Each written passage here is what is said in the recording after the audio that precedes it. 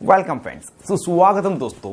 आज के इस वीडियो में हम बहुत ही ज्यादा प्रयोग लाए जाने वाले एक एंटीबायोटिक इंजेक्शन के बारे में जानेंगे, जिसका नाम है एमिकासिन इंजेक्शन। यह इंजेक्शन जनरल प्रैक्टिशनर का पसंदीदा इंजेक्शन में से एक इंजेक्शन है। हम जानेंगे यह इंजेक्शन क्या है, इसको किस रूट से तथा कितनी मात्रा में लगाया जाता है, इसके क्या क्या यूजेज है, किन किन बीमारियों में से लगाया जाता है, इस इंजेक्शन को लगाने पर क्या कोई साइड इफेक्ट हो सकता है तथा क्या इस इंजेक्शन को किसी ड्रिप में या इंजेक्शन में मिला सकते हैं। यह बातें और इसके अलावा भी अन्य महत्वपूर्ण बातें जो आपको जानना आवश्यक है, इस वीडियो में हम जानेंगे। तो बिना समय गंवाए वीडियो को आगे बढ़ाते हैं और जानते हैं एमिकासिन इंजेक्शन के बारे में। हेलो फ्रेंड्स, नमस्ते दोस्तों।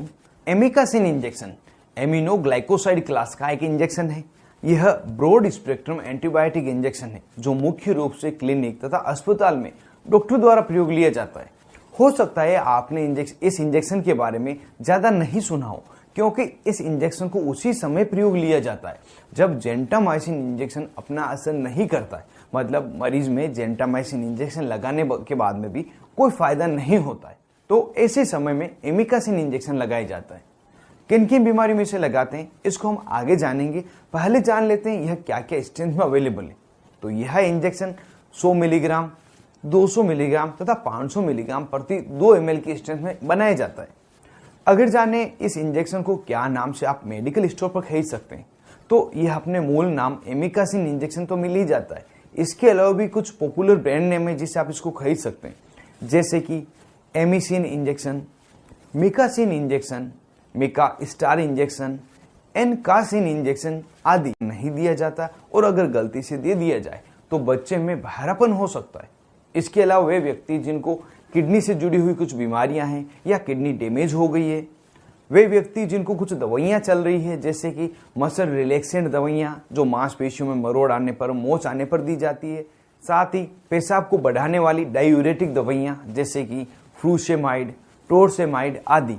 और इनके अलावा कुछ दवाइयां और है जैसे कि amphotericin B injection, vancomycin, cyclosporine और भी। इनके अलावा यदि आपको किसी भी प्रकार की दवा चल रही है तो उसके बारे में आप अपने डॉक्टर को जरूर से बताएं, जिससे कि आपको एमिकासिन इंजेक्शन नहीं लिखे, कोई दूसरा इंजेक्शन लिख दिया जाए, क्योंकि एक दूसरे के साथ इंटरेक्ट करती है, एक दूसरे के असर को अफेक्टेड कर देती है। एक बात इस इंजेक्शन के बारे में बहुत ही ज्यादा पूछी जाती है कि इस इंजेक्शन को कौन सी ग्लूकोज की बोतल में मिक्स कर सकते हैं। तो एमिकासिन इंजेक्शन एक ऐसा इंजेक्शन है जिसको किसी भी प्रकार की ग्लूकोज की बोतल में या किसी इंजेक्शन में मिक्स नहीं किया जाता, क्योंकि एक एमिनोग्लाइकोसाइड का इंजेक्शन है। तो अन्य इंजेक्शन के साथ मिक्स करने पर यह चिलेट हो जाता है, मिल्की बना देता है और इंटेट कर जाता है। इस कारण से इस इंजेक्शन को किसी में भी मिक्स नहीं करें, अकेले ही इसे लगाएं। अब जान लेते हैं इस इंजेक्शन को किन किन मरीजों में, किन किन बीमारियों में प्रयोग लिया जाता है। तो यह एक एंटीबायोटिक इंजेक्शन है, तो बैक्टीरियल इन्फेक्शन को ठीक करने के लिए इसके लिए प्रयोग लिया जाता है। इस कारण से बैक्टीरिया द्वारा होने वाले लगभग सभी प्रकार के इन्फेक्शन को ठीक करने के लिए इसे सक्षम है और डॉक्टर द्वारा प्रयोग भी लिया जाता है। इसमें कुछ बीमारियां हैं जैसे कि बोन जॉइंट में होने वाला इन्फेक्शन, जिस कारण से हड्डियों के जॉइंट में सूजन आ जाती है, दर्द होने लग जाता है, वहां पे गर्म महसूस होता है, हड्डियों के जॉइंट में पानी भर जाता है, इस तरह की स्थिति होती है। दूसरी बीमारी में कोई मरीज है जिसको पेट के अंदर इन्फेक्शन हो गया हो, चाहे इंटेस्टाइन में हो, स्टोमक में हो, उस समय यह इंजेक्शन डॉक्टर द्वारा दिया जाता है।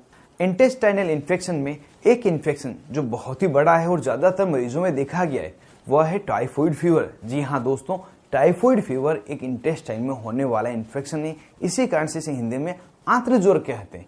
तो अगर किसी व्यक्ति को टाइफाइड फीवर हो गया हो तब भी यह इंजेक्शन उसके ट्रीटमेंट में लगाया जाता है।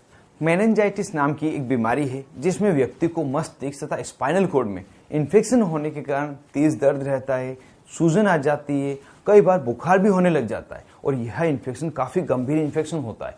तो इस समय में भी यह इंजेक्शन डॉक्टर द्वारा दिया जाता है।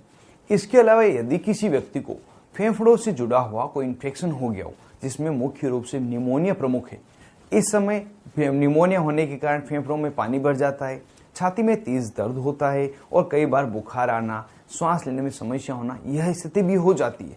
तो इस समय में भी यह इंजेक्शन दिया जाता है। अगली बीमारी, किसी व्यक्ति को यूरिनरी ट्रैक्ट में इन्फेक्शन हो गया हो, मतलब किडनी, यूरेथ्रा, यूरिनरी ब्लैडर, पेशाब की नली, कहीं पे भी इन्फेक्शन हो गया हो, जिस कारण से व्यक्ति को पेशाब में दर्द हो रही हो, पेशाब में जलन हो रही हो, बार बार पेशाब लग रही हो, रुक रुक कर पेशाब आ रही हो और पेशाब के साथ में पस आ रही हो और कई बार ब्लड भी आ जाता है। तो इस स्थिति को ठीक करने के लिए भी यह इंजेक्शन डॉक्टर की पसंदीदा दवाओं में से एक है।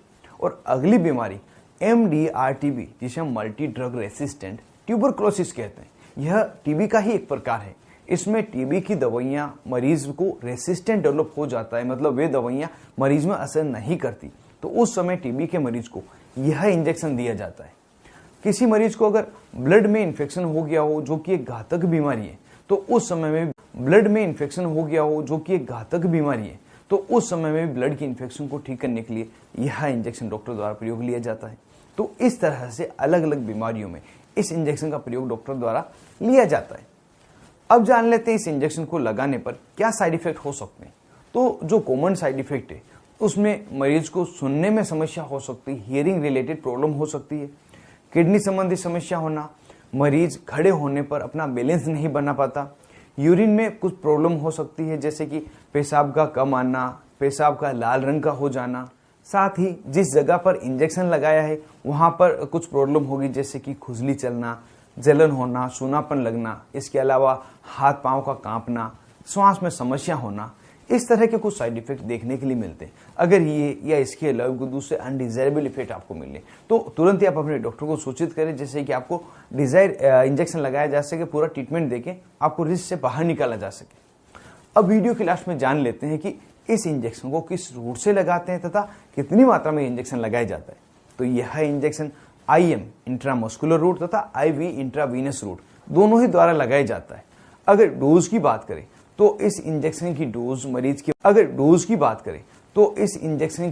मरीज के वजन के अनुसार कैलकुलेट की जाती है। इसमें कॉमन रिकमेंडेड डोज है 15 मिलीग्राम प्रति केजी पर डे। इससे पूरे दिन में 2 से 3 अलग अलग भागों में डिवाइड करके लगाया जाता है। इसे हम उदाहरण के तौर पर समझ लेते हैं। यदि कोई व्यक्ति जिसका वजन 60 किलोग्राम है और उसे इंजेक्शन लगाना है तो 60 मल्टीप्लाई बाई 15 900 मिलीग्राम इंजेक्शन पूरे दिन में लगाया जाएगा, वो भी 2 से 3 अलग अलग डिवाइडेड डोज में। इस इंजेक्शन को सामान्यतः 3 दिन, 5 दिन या 7 दिन तक आवश्यकता अनुसार लगाया जाता है। तो दोस्तों, इस तरह से आज की इस वीडियो में हमने एमिकासिन इंजेक्शन के बारे में पूरी जानकारी जान ली। उम्मीद करता हूं यह वीडियो आपको पसंद आया होगा और ऐसे ही दवाओं से भी जुड़े हुए वीडियो देखने के लिए आप चैनल को सब्सक्राइब करें और वीडियो पसंद आया हो तो वीडियो को लाइक करें और ज्यादा से ज्यादा इसको शेयर करें, जिससे कि किसी और की भी काम आ